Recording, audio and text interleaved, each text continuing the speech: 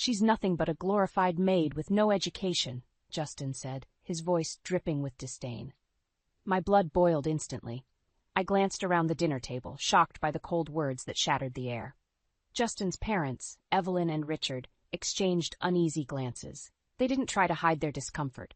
"Justin, that's enough," Evelyn said, her voice trembling slightly. "Well, it's the truth, Mom," he replied, shrugging as if it was the most natural statement in the world.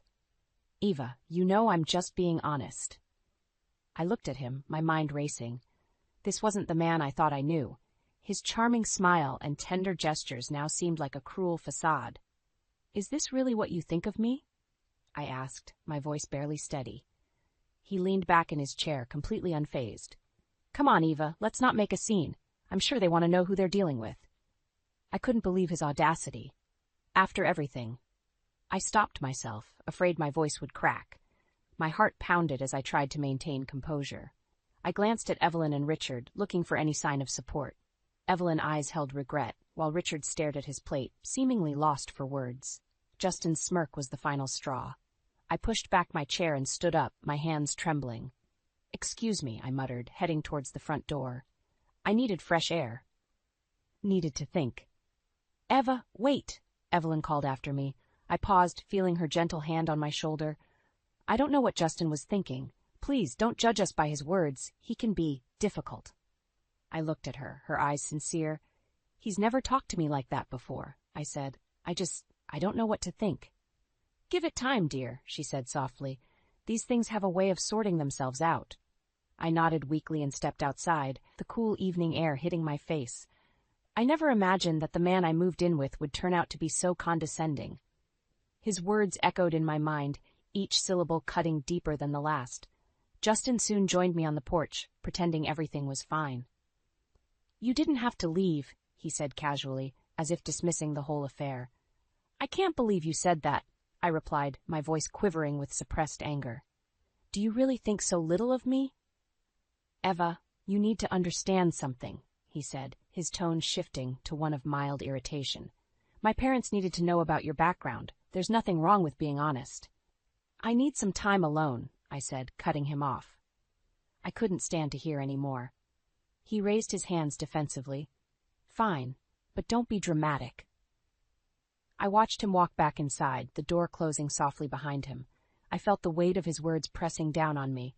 This wasn't the first time I had felt his condescending attitude, but it had never been so blatant. I thought about my mother, Sharon, waiting at home for me. Her frail condition and need for constant care already wore heavily on my spirit. Justin's words cut deeper than he knew, hitting the raw nerves of my insecurities and fears. I thought I had found a partner, someone to build a life with, but tonight's events tore down that illusion. As I stood on the porch, the night air cooling my heated skin, I resolved not to let this define me. No matter how charming or successful Justin was, I had my dignity. I glanced back at the house one last time. This would not be the end, but a beginning. One way or another, I would find a way through this. "I'm out there saving lives while you flounder in mediocrity," Justin snarled as he tossed his keys on the kitchen counter. The sound of metal clanging echoed through the apartment, emphasizing his words. I froze, the dishcloth in my hand halfway to the sink. "Excuse me?" "You heard me, Eva," he said, rolling his eyes. "Do you know how tiring it is to come home to this mess after a 12-hour shift?" I glanced around the spotless kitchen. Nothing was out of place. "What mess?" I asked, exasperated. He stalked toward me, pointing a finger in my face.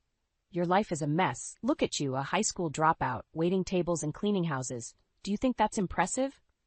My heart pounded as his words sank in. The man I fell in love with was nowhere to be seen. "I contribute to this household, too," I managed to say, my voice trembling with anger. Justin scoffed. "Barely. I cover most of the bills. What you make is peanuts." I clenched my fists, feeling the anger build up inside me, but I decided to stay calm. "I'm doing the best I can, Justin, and I'm also caring for my mom. That's not nothing."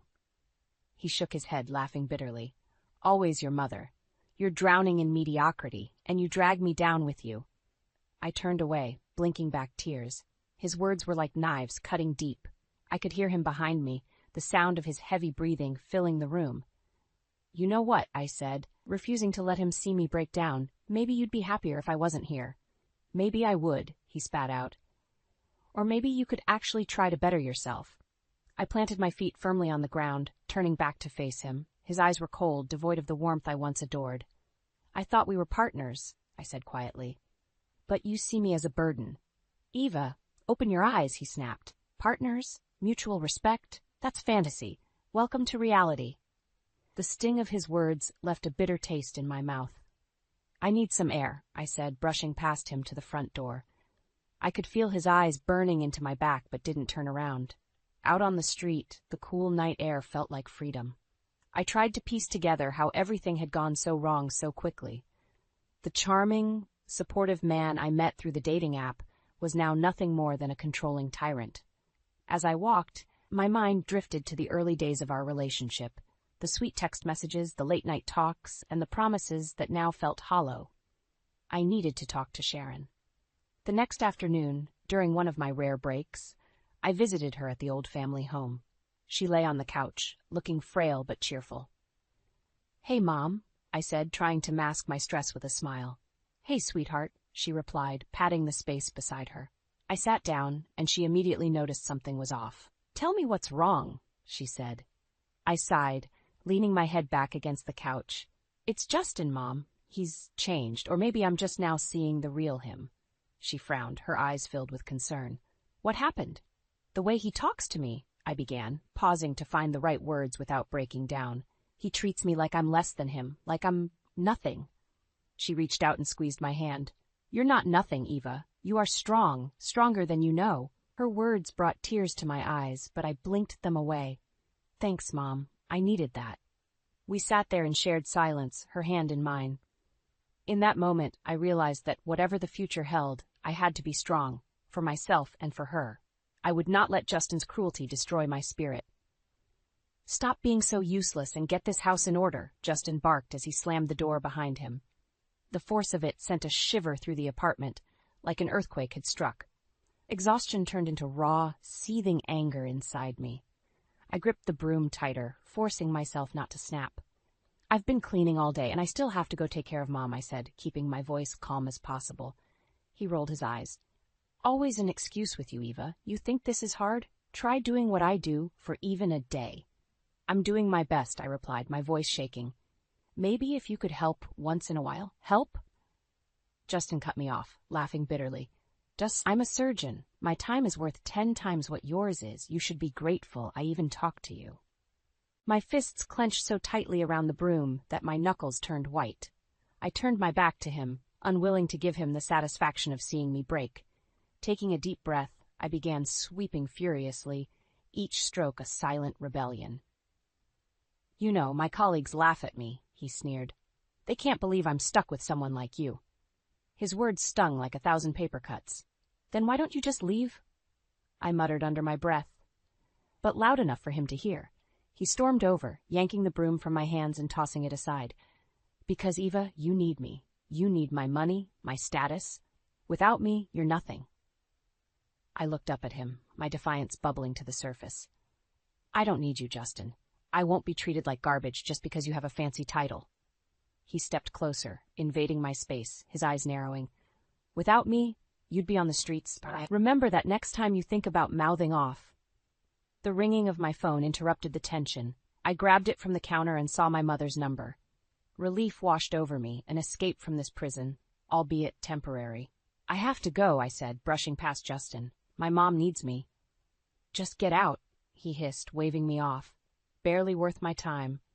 I walked out the door, his words echoing behind me like a dark cloud. The drive to my mother's was a blur, my mind racing with thoughts of escape. How had things turned so sour so quickly?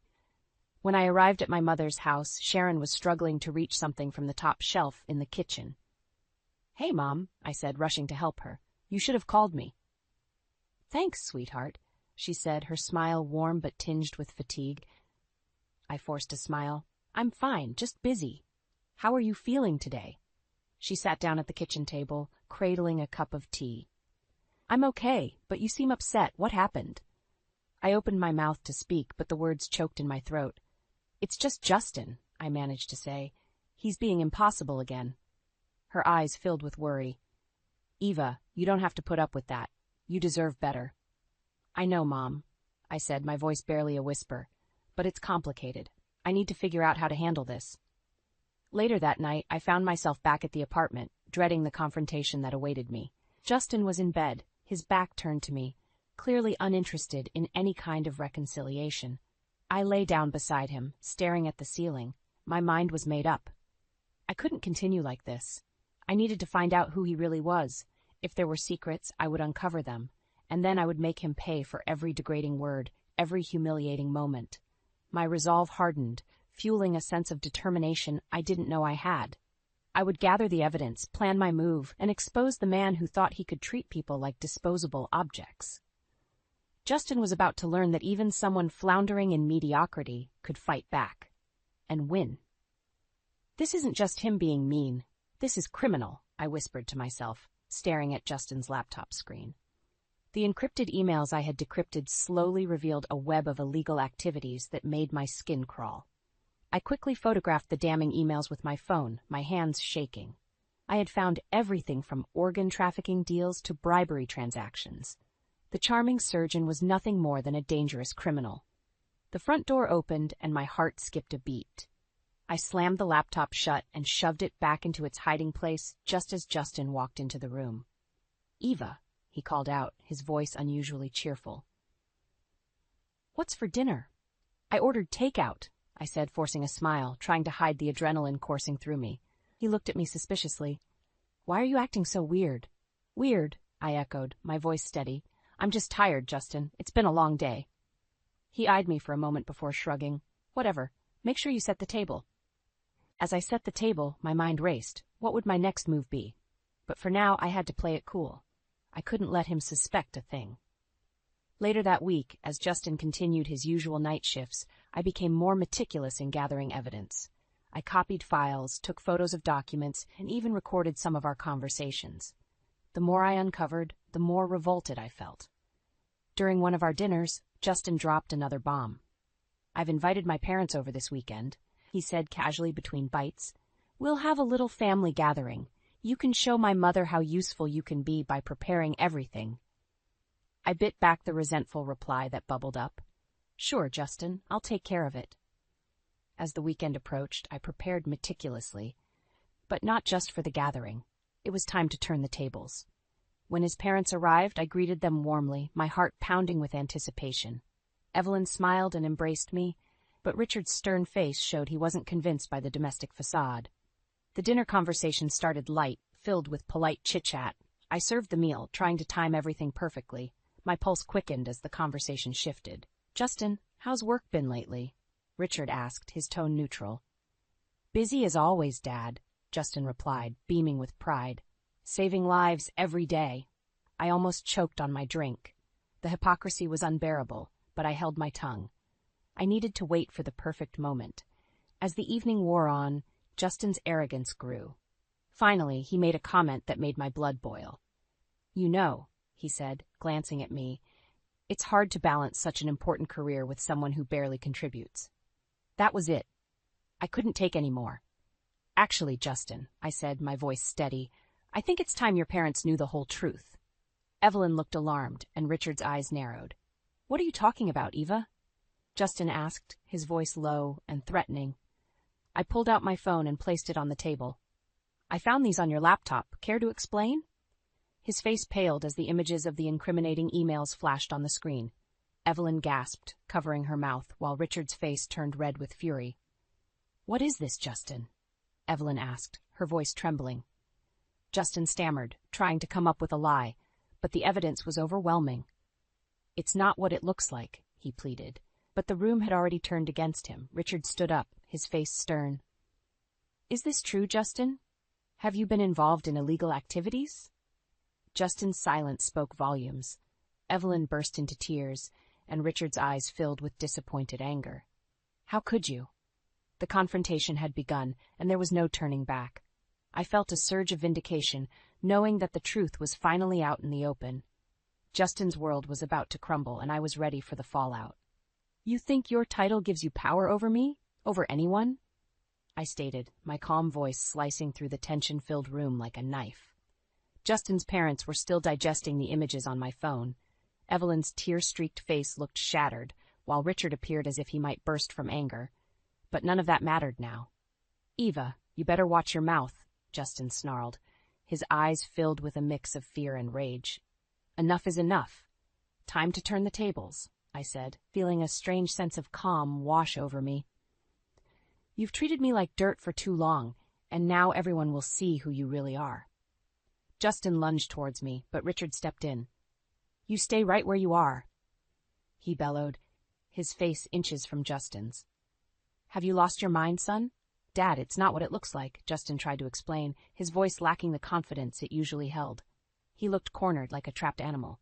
Evelyn sobbed quietly, her body shaking. "Justin, how could you? We raised you better than this." Justin's eyes darted around the room, searching for an escape. "Eva, get out, now," he growled, trying to regain control.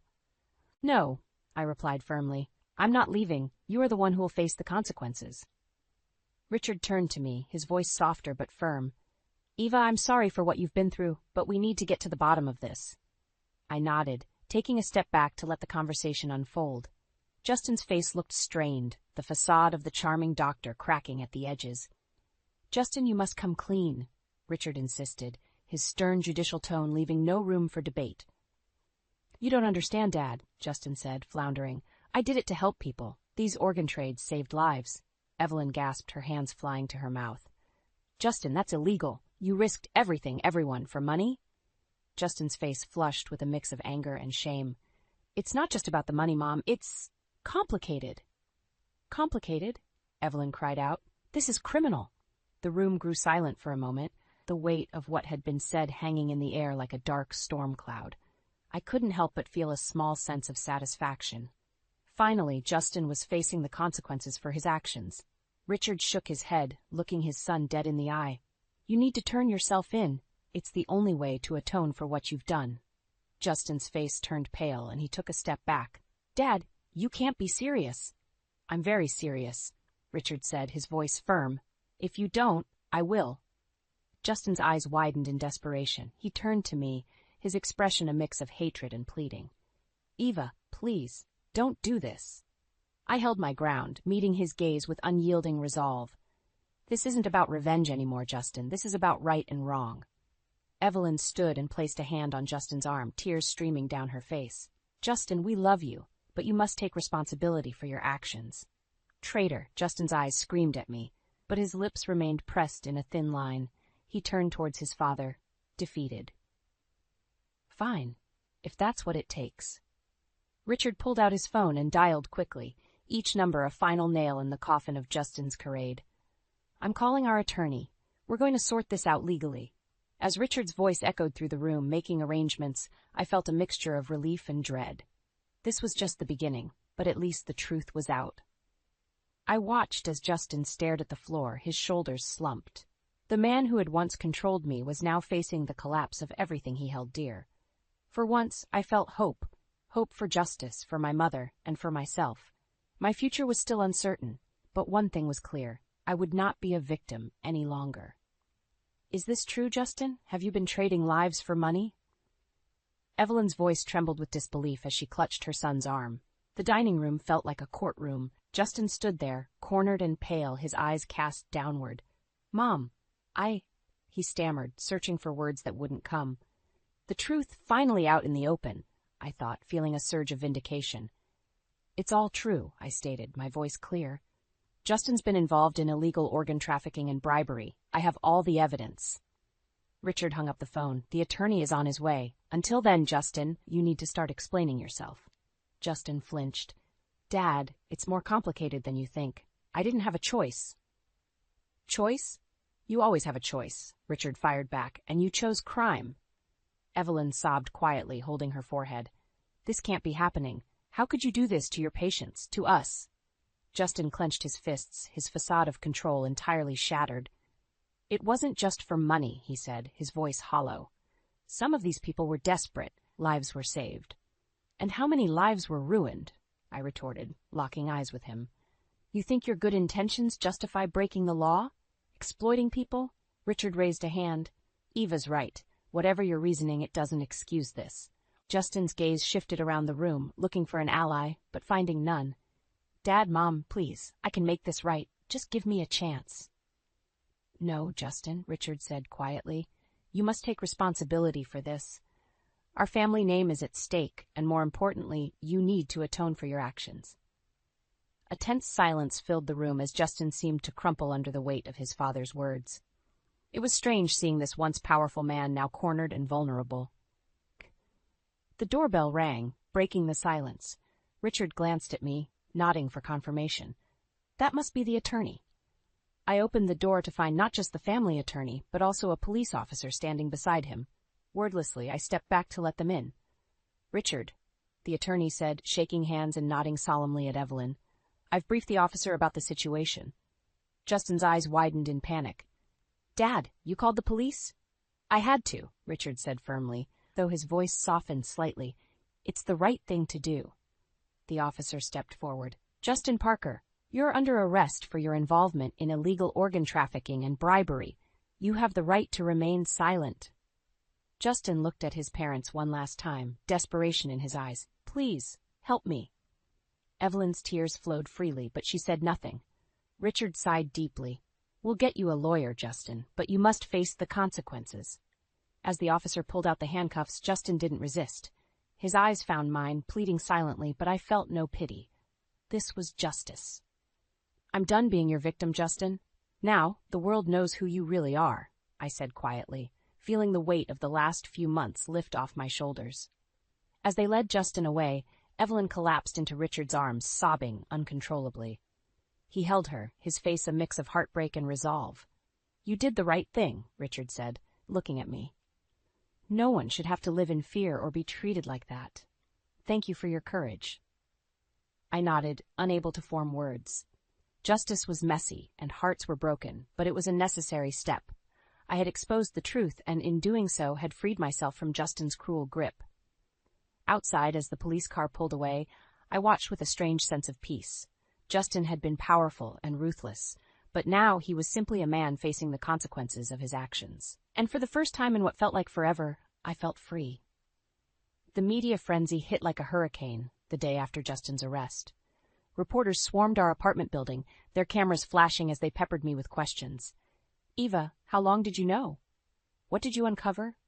How do you feel now that it's all out in the open? I'm done being your victim, Justin. Now the world knows who you really are, I had said, and it was now more true than ever. As I looked at the chaos around me, I couldn't help but feel a sense of justice. Justice would be served, even if it was a messy process. A police officer managed to clear a path for me. Eva Hall, Detective Mills would like to speak with you. Thank you, I replied, following the officer to an unmarked car parked discreetly around the corner. Detective Sarah Mills was waiting inside, her expression unreadable. She motioned for me to sit. Eva, I need to hear everything from the beginning. What you found, how you found it, all of it. I took a seat, my heart still pounding from the chaos outside. I found Justin's emails, I began. He'd been encrypting messages about illegal organ trades and bribes. I took photos of everything. Detective Mills nodded. We've reviewed the evidence you provided and begun our investigation.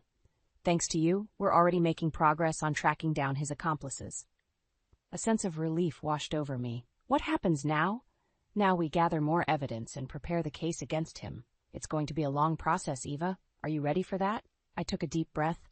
Yes, I'm ready. I've come this far. I won't back down now. Detective Mills smiled faintly. Good. You've done an incredible thing, Eva. Not many people would have had the courage to do what you did. I nodded, determined. Thank you, Detective. We spent the next few hours going over the details, piece by piece. It was exhausting, reliving each painful discovery, but I knew it was necessary. By the time we finished, the sun was setting, casting long shadows over the chaotic scene outside. Finally, outside, I glanced at the dispersing crowd of reporters, realizing it was time to reclaim my life. I walked back to our apartment, every step solidifying my resolve.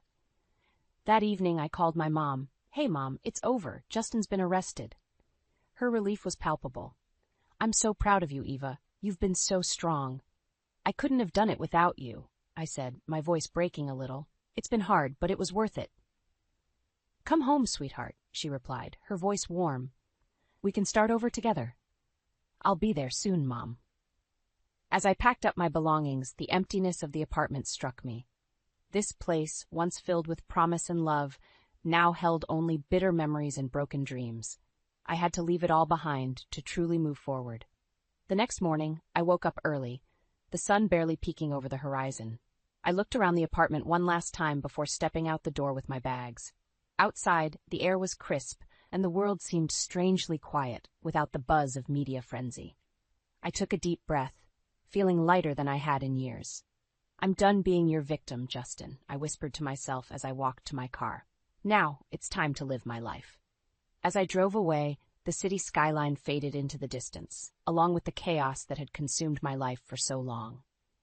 There was a long road ahead, full of uncertainty and challenges, but for the first time, I felt ready to face it. I arrived at my mom's place, a sense of peace filling me as she welcomed me with open arms.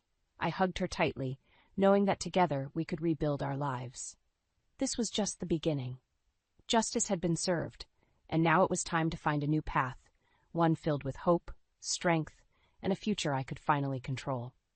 Freedom tastes a little bittersweet, but it's mine, I thought, standing in the doorway of my mother's house. A wave of calm washed over me, something I hadn't felt in what seemed like forever. Eva, come inside, Mom called, her voice warm and comforting. Dinner's almost ready.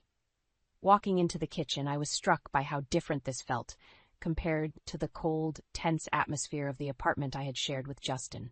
Here, everything smelled of home, of safety and love. How are you holding up? Mom asked, setting a pot of soup on the table. Better, I said, helping her set the table. It's strange, but I feel like I can breathe again. She smiled, wrapping me in a hug. We'll get through this together. I felt a sudden swell of gratitude for her support. Thanks, Mom, for everything. Over the next few weeks, life began to take on a new rhythm. I found part-time work at a local cafe, much less stressful than the multiple jobs I juggled before. It wasn't glamorous, but it paid the bills and allowed me to care for Mom. One afternoon, I received an unexpected call from Evelyn. Eva, I wanted to apologize for everything. We had no idea what Justin was capable of. Thank you, Evelyn, I replied, surprised by her call. I'm just glad the truth is finally out. We'd like to help if you'll let us, she continued. Financially, emotionally, whatever you need. I hesitated. Accepting their help felt complicated, yet I knew it would make things easier. I appreciate it. Let's take it one step at a time. Days turned into weeks, and I visited Justin's parents occasionally. Despite everything, they offered genuine support, wanting to right the wrongs their son had committed. Evelyn even helped care for Mom sometimes, her presence a comfort we hadn't expected. One evening, Richard showed up with a somber expression. Eva, I wanted to tell you that we've arranged a fund for you and Sharon. It's the least we can do. Tears welled up in my eyes. This gesture overwhelmed me. Thank you, Richard. This means more than you know. He nodded, his face reflecting the weight of his own family's crisis. We owe it to you. Despite the challenges, a sense of justice and closure began to fill the void left by Justin's abuse. With each contribution from Evelyn and Richard, our lives became a little less burdened. It was a strange alliance forged out of mutual tragedy and need for forgiveness. One night, as I tucked Mom into bed, she grabbed my hand. I'm so proud of you, Eva. You've done so much for us. I smiled, feeling a warmth spread through my chest. Thanks, Mom. I just want us to be happy. The news covered Justin's court trial extensively. Watching from our living room, I saw him being sentenced. There he was, the man who had tried to tear me down, now paying for his crimes. Freedom indeed tasted bittersweet, but justice was powerful. As days turned into months, I found strength I never knew I had. My job at the cafe became more stable, providing a steady income that allowed me more time with Mom. Her health remained fragile, but our bond grew deeper every day. Evelyn and Richard's continued support transformed from financial help to genuine friendship. We had become unlikely allies in the aftermath of a shared catastrophe. One weekend, as I sat with Mom on the porch, enjoying the cool breeze, she looked at me with a smile. What do you see for your future, Eva? I paused, considering her question. I'm not sure yet, but for now I see us together, happy and free from the past. She nodded, her eyes reflecting pride. That sounds just right to me. As the sun set, painting the sky in shades of orange and pink, I felt a renewed sense of hope. The broken promise from my past had led me to a new beginning, one filled with resilience, determination, and love. And for the first time, I could truly see a brighter future. A future that was mine to build, step by step. Bradley, what is this? Again? You're not listening to me, I said, trying to keep my voice calm. Bradley barely glanced up from his phone. Why should I? You're not my mom. I don't have to listen to you. His words stung, but I forced myself to stay steady. I had been married to Sean for 4 years now, and dealing with Bradley's rebellion had become a daily struggle. Sean's mother, Carol, standing in the doorway, watched the exchange without a word, her expression one of mild amusement. Bradley, this isn't about me being your mom. It's about respect, I said, my patience wearing thin. Whatever, he muttered, grabbing his backpack and heading for the door. I sighed and turned to Carol. Can you please help me with him, Carol? He needs boundaries. He's a teenager, Valerie, Carol said dismissively. You need to give him some space. Bradley slammed the door on his way out, and I flinched. Carol looked at me like I was the one at fault. Every day felt like a battle, and I was losing. Later, Sean walked in from work, dropping his keys on the kitchen counter. Hey, Val, what's for dinner? I sighed. I was thinking of leftovers, Sean. We need to start saving money. Bradley's demands and Carol's shopping are getting out of hand. Sean frowned. Val, we've been over this. They're my family. We can't just change how things are overnight. No, I said, my voice rising despite myself. But we have to start somewhere. I can't keep doing this alone. You're overreacting. Stop worrying so much. We'll manage, Sean said dismissively. I turned away, frustrated. I felt more like a maid than part of this family, juggling the household finances and trying to make ends meet. Even with my job, covering the endless expenses was impossible when no one else seemed to care. That evening, I found Carol reclining in the living room, surrounded by shopping bags. Did you go shopping again? I asked, unable to hide the irritation in my voice. Carol looked up, unbothered. Just a few things. Bradley needed new shoes, and I saw a nice jacket for him. Carol, we can't afford this. We're already struggling to pay the bills, I said. We'll be fine, Valerie. Don't be so dramatic, she replied. As I tried to argue, Sean stepped in. What's the problem now? We can't keep spending like this, Sean. It's not sustainable. He looked tired. You're always making a big deal out of everything. Just let it go. I felt a wave of anger and helplessness wash over me. How could they not see what was happening? The next morning, I tried speaking to Bradley again before he left for school. Bradley, we need to talk about your attitude and spending habits. Leave me alone, he said, pushing past me. The door slammed shut again. In the quiet of the house, I sat down, feeling the weight of it all pressing on me. If something didn't change soon, I would break. As I looked around the house, filled with things we didn't need and couldn't afford, a sinking realization set in. I was invisible here, and my words fell on deaf ears. I stood up and walked to the little home office where I kept the bills. It was time to stop talking and start doing something about this mess. The next morning, as I placed a plate of scrambled eggs in front of Bradley, he gave me a disdainful look. I'm not eating that, he said, pushing the plate away. It's perfectly good food, Bradley. We can't afford to be wasteful, I replied, trying to stay calm. I'm not eating leftovers, he snapped. Why can't we ever have something fresh? Just then, Carol walked into the kitchen. Bradley, darling, you don't have to eat that if you don't want to. We can go out for breakfast, she said, putting a hand on his shoulder. Carol, we can't keep spending money like this, I said firmly. We need to be more responsible. She dismissed my concerns with a wave. You worry too much, Valerie.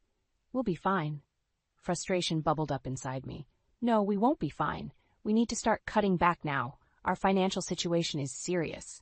Carol smirked. You're overreacting. Sean will take care of everything. He always does. I wanted to scream. Later, Sean walked in and I seized the moment.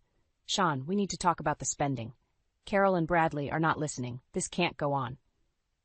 Sean sighed, looking weary. Can we talk about this later, Val? It's too early for arguments. I grabbed a stack of bills from the counter.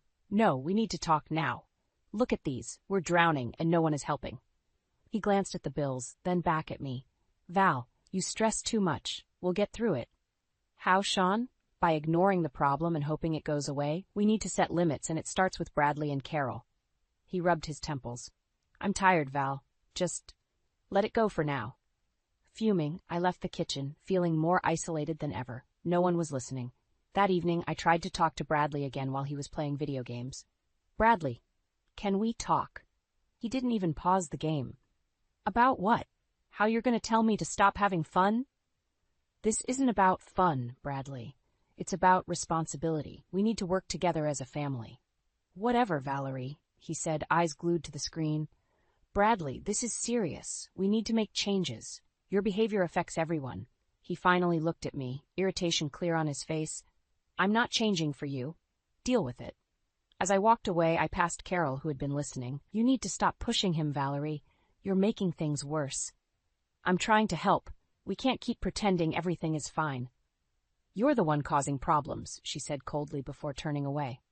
The days passed and the tension in the house grew thicker. One afternoon, I found Carol in the living room, arranging a pile of shopping bags. Carol, more shopping?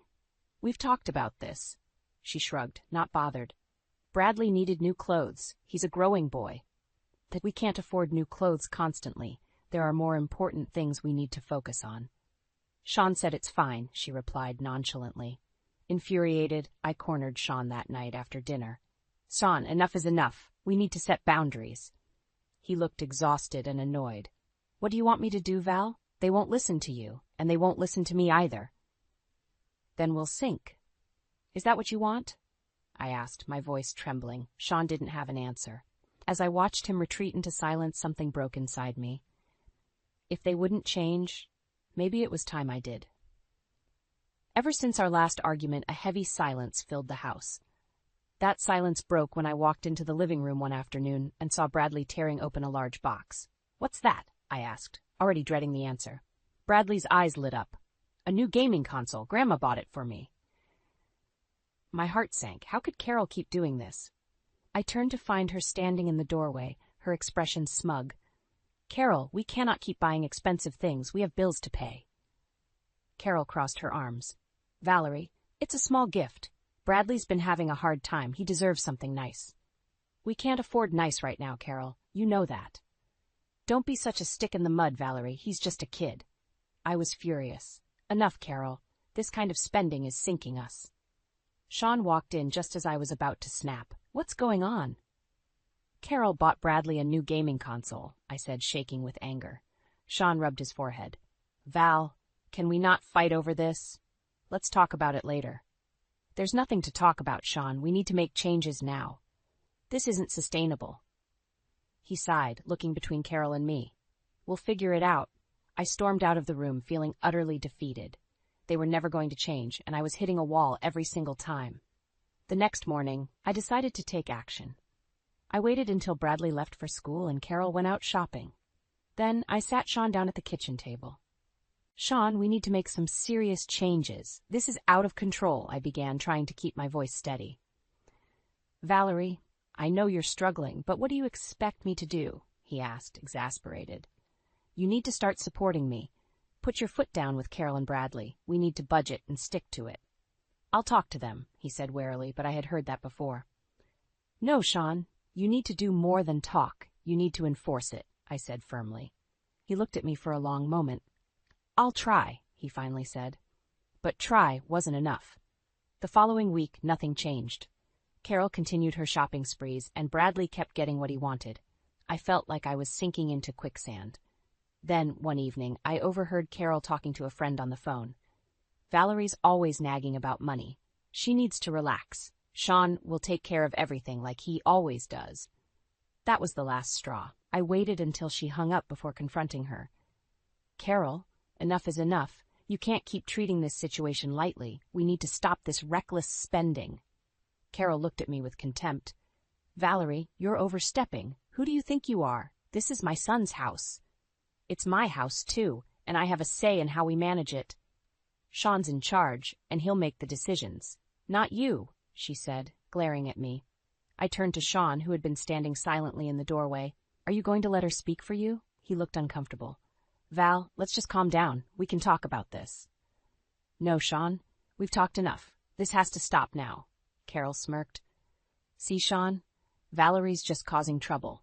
I felt the walls closing in.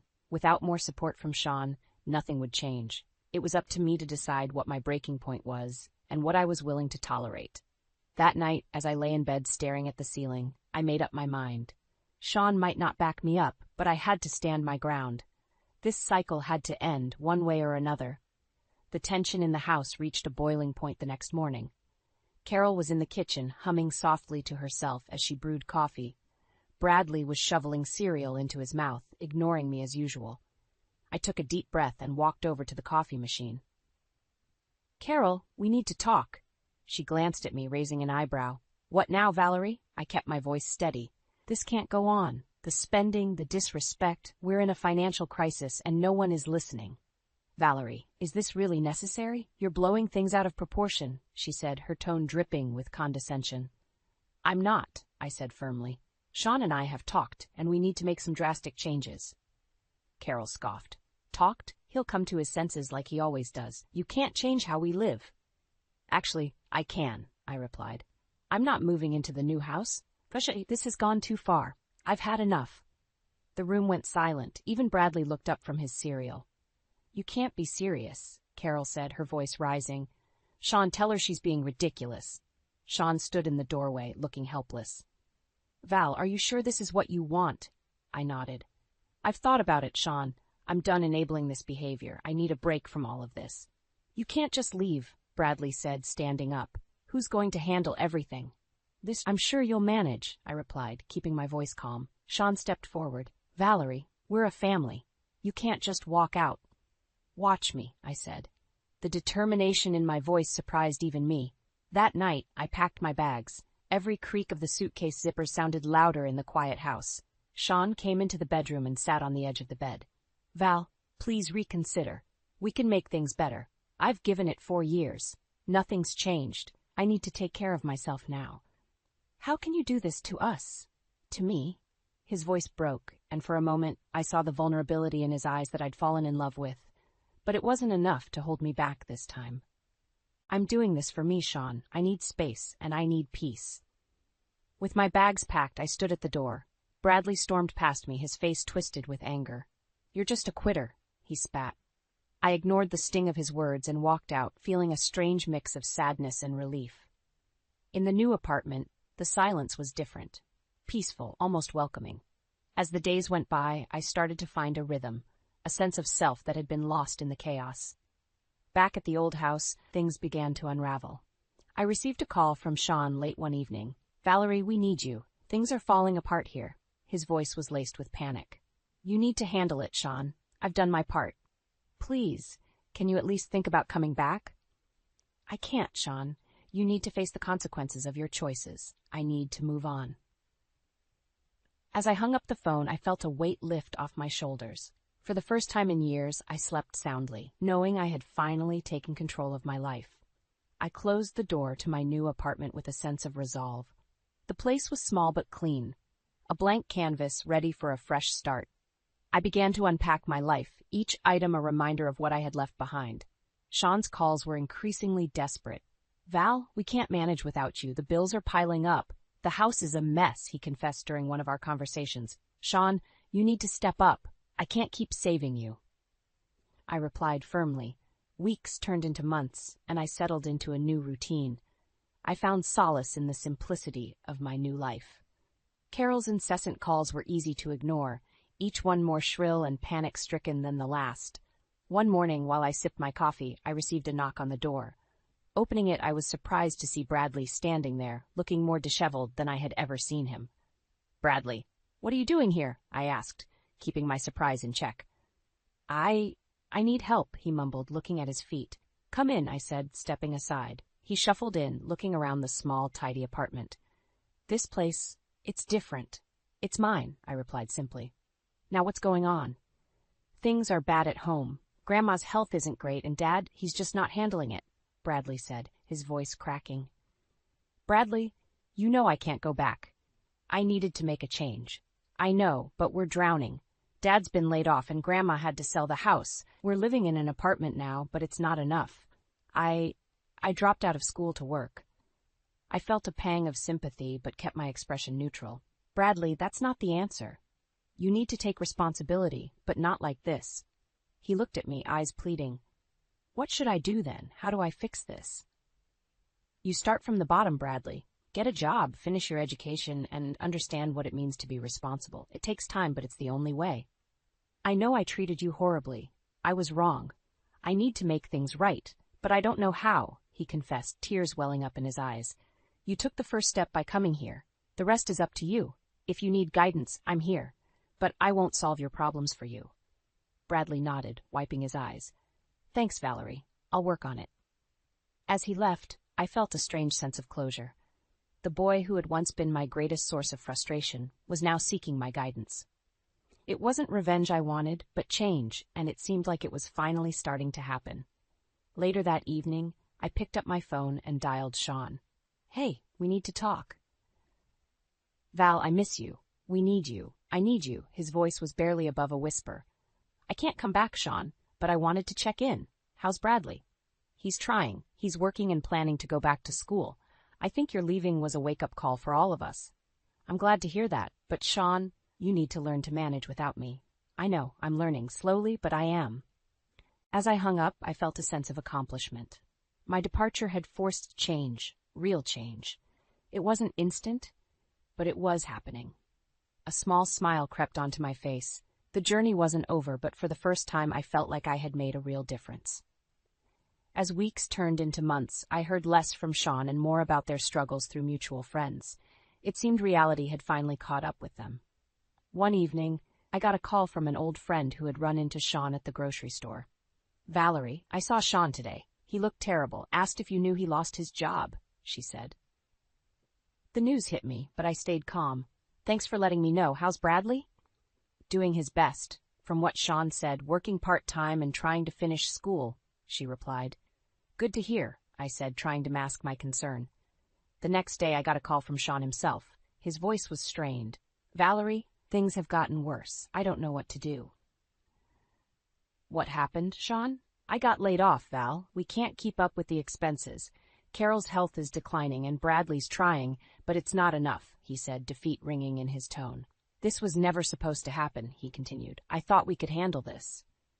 Sean, you have to take control. Talk to your mother. Set boundaries. It's the only way.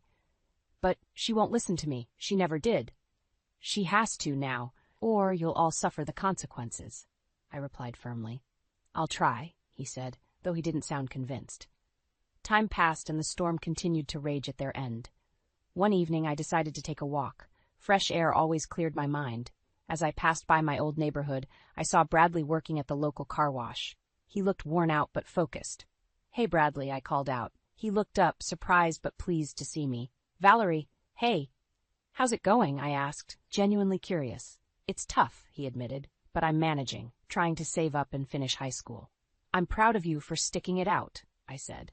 Thank you, he replied, gratitude in his eyes. I realized I took a lot for granted. I should have listened to you sooner. It's never too late to change, I said. Keep working hard and things will get better. He nodded, determination etched on his face. I will. Walking back, I felt a strange mixture of emotions. I cared for them, but I also knew they needed this struggle to truly understand the value of responsibility. A few nights later, I received another call from Sean. This time, his tone was desperate. Val, Carol's health is really bad. We had to sell the house and move into a small apartment. It's all falling apart. I'm sorry to hear that, Sean.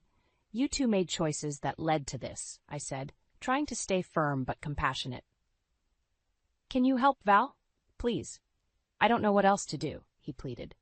You need to face this, Sean. Learn from it. I see that now. I see how much we relied on you, but it's too late, he said softly. You can still turn things around. Focus on Bradley and make things right with him. I will. Thank you, Val. As we ended the call, I realized their downfall was the wake-up call they needed. It was painful to see them struggle, but necessary for true change. They had to experience the consequences of their actions to learn and grow. Despite the chaos, I felt a sense of hope.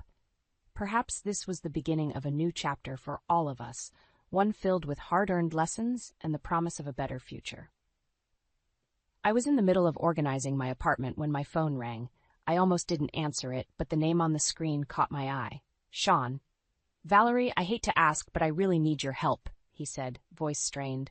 What happened now? I asked, bracing myself. We're being evicted. I don't know where else to turn. He admitted. I took a deep breath. Sean, you ignored my warnings for years. Why do you expect me to help now? Please, Val, I've realized how much you did for us. We can't manage without you.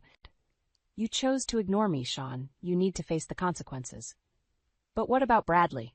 He needs stability, he pleaded. I closed my eyes, considering. Bradley is trying to make things right, but you have to lead by example, Sean. I'll do anything. Just help us get back on our feet, he said, desperation clear in his voice. I'll think about it, but understand this, Sean. I won't be your crutch anymore. We hung up, and I felt a mix of emotions. Part of me wanted to rush in and fix everything, but I knew that wouldn't help them in the long run. A week later, I got another call from Sean. Valerie, we've found a small place we can afford, but I need a loan for the deposit. Can you help? Sean, I'll lend you the money, but this is the last time. You have to make a plan and stick to it. I promise, Val. This time will be different. We arranged to meet at a cafe to finalize the loan. As I arrived, I saw Sean sitting at a corner table, looking more worn than I'd ever seen him. Thank you for coming, he said as I sat down. I'm doing this for Bradley, I replied. Sean nodded. I understand. We'll pay you back, I swear. I handed him the check. Make sure you do, and start taking responsibility. Bradley needs you to be strong. I know, I will. Thank you, Val, he said sincerely. As I left the cafe, I hoped this would be the turning point for them. Days passed, and I focused on my own life. One afternoon, I received a call from Bradley. Valerie, can we meet? I have something to show you. Curious, I agreed. We met at a small park. Bradley looked healthier, more focused. Look, he said, showing me a report card. I passed all my classes. I'm graduating next month. Bradley, that's wonderful. I'm so proud of you, I said, genuinely happy. Thanks, Valerie. I couldn't have done it without your guidance. You did the hard work, Bradley. Keep it up. As we sat and talked, I realized how much he had grown. He was maturing into a responsible young man. How's Sean? I asked. He's trying. He's working 2 jobs now and managing the finances better. Good to hear. Stay on track, both of you. We will, Valerie. We've learned a lot from this, he said. Walking back to my apartment, I felt a sense of closure. They were finally learning from their mistakes, and I had played my part. A few weeks later, I got another call from Sean. Val, I wanted you to know we've paid the first month's rent on time. Things are looking up. I'm glad to hear that, Sean. Keep it up. I will. Thank you for everything. As the call ended, I felt a sense of peace. My decision to leave had been the catalyst for real change. While they still had a long way to go, they were finally on the right path. For the first time in years, I felt like I could breathe easy, knowing I had made the right choices for myself and, indirectly, for them as well. A few months passed, and life carried on without much contact from Sean and Bradley. One day, while returning from the grocery store, my phone buzzed with a message from Bradley. Valerie, can you meet me at the park? Need to talk. I agreed, curious and maybe a little concerned. When I arrived, I found Bradley sitting alone on a bench, a somber look on his face. What's going on? I asked, taking a seat beside him. It's Grandma. She's not doing well. We had to sell her part of the house to pay for medical bills, he confessed, eyes downcast. I'm sorry to hear that, Bradley, I said sincerely. It's been really tough. Dad's trying, but he's stretched so thin. We're just surviving day by day. I placed a comforting hand on his shoulder. You've come a long way, Bradley. Don't lose hope. I know. It's just hard seeing everything fall apart. His voice broke. You've got to stay strong for yourself and for your dad. Thanks, Valerie. It means a lot to hear you say that. I'm always here if you need to talk, I reassured him. On my way home, I thought about Carol. She had never shown me kindness, but seeing her suffer now didn't bring me joy either. This was karma playing out in real life, teaching its harsh lessons. A week later, Sean called me. His voice was weary. Val, it's Carol. She's bedridden now, and we have to move her to a care facility. We can't handle her medical needs. I'm sorry to hear that, I replied, trying to balance empathy with my own emotional distance. Any advice on what we can do?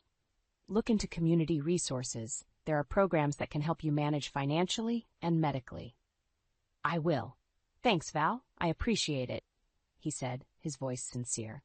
A month later, as I was strolling through town, I ran into an old neighbor who told me Carol had moved into a small apartment near the care facility. The news left me feeling a strange mix of vindication and pity. One rainy afternoon, I stopped by the local diner for a coffee. As I entered, I saw Bradley cleaning tables. He looked up and smiled when he saw me. Valerie, hey. Hey, Bradley. How's it going? Better. Dad got a more stable job, and I'm working here part-time while finishing high school. I'm glad to hear that. Keep working hard. I will. Thanks for everything, Val, he said earnestly. As I left the diner, I bumped into Sean. He looked older, more worn, but there was a glimmer of hope in his eyes. Valerie, he said, his tone softer than I remembered. Sean, I replied, keeping my emotions in check. I wanted to thank you. Your leaving made us wake up. We're still struggling, but at least we're trying now. I'm glad to hear that. You know, Sean, it's never too late to change. He nodded. We're learning that the hard way. As we stood there, the rain pouring around us, I felt the closure I had longed for finally settling in. The Turner family had learned their lessons through the trials they'd faced, and while it had been a difficult journey, it was clear they were on a path to redemption. Take care, Sean, I said, turning to leave. You too, Val, he replied, his voice carrying a sense of genuine appreciation. Walking away, I felt lighter. The drama and chaos that once filled my life had dissipated, leaving room for new beginnings. Bradley's growth, Sean's newfound responsibility, and even Carol's change of circumstances were all part of the greater tapestry of life's lessons learned. For the first time in a long while, I felt at peace, knowing my decisions had steered not just me, but all of us towards a better future.